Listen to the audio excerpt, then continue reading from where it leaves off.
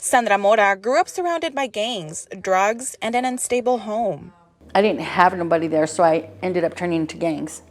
And everything that I was looking for at home, I found it in the streets. I'm a recovering addict. I started using drugs when I was 13. I had some traumatic experience when I was growing up at the age of 8. And it just skyrocketed from there. At 21, Mora went to prison. She says prison and letting her family down were the turning points to her turbulent life.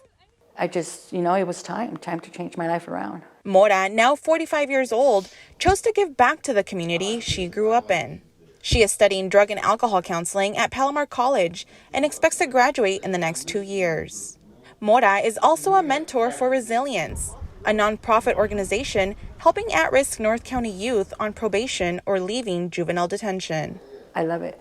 I'm able to give back to the community, and I can relate to all the kids that I've came across, from them not having the support at home or their parents are doing drugs.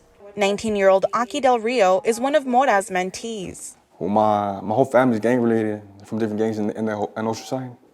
So I just kind of grew up around that type of stuff. Like my dad, he was a gang member. He died when I was in first grade. He was killed by Oceanside Police Department. I grew up in foster homes and stuff, My mom was a drug addict, I bounced from house to house. When Del Rio was in juvenile hall, Resilience reached out to him to connect him with a mentor. Del Rio had been through similar programs before. Like most people I've seen, they always have an agenda, you know what I mean?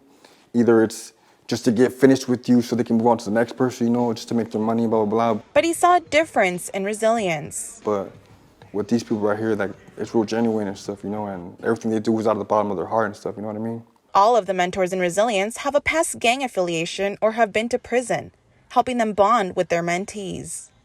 I don't want to see this kid go back to jail. He's so smart. They have so much potential. And you see it. And that's part of about being a mentor, that you got to remind them, that they're worthy of living a different lifestyle. Robert Coble is a Resilience mentor. He says part of his job is showing his students there is more to life than the four corners of the city they grew up in.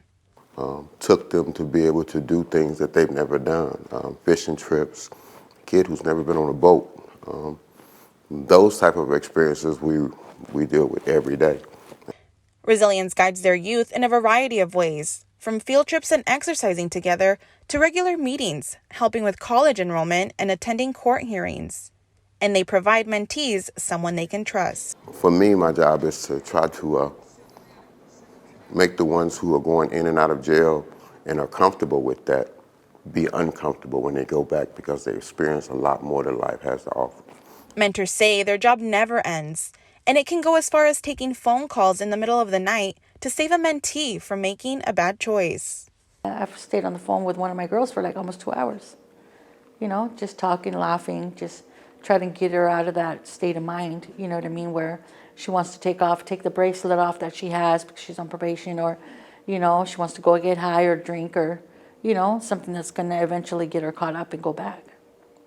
Del Rio has graduated from the program with no plans to go back to his old life. He hopes to join the Army at the end of the year. The program, man, it just did a lot for me. Like, got me out probation, got me to colleges, just so many opportunities they've blessed me with, it's got me to the point where I'm at now, And while he explores his opportunities, he also returns to Resilience to mentor other youth that are going through what he did and showing them how resilient they can be. Tania Thorne, KPBS News.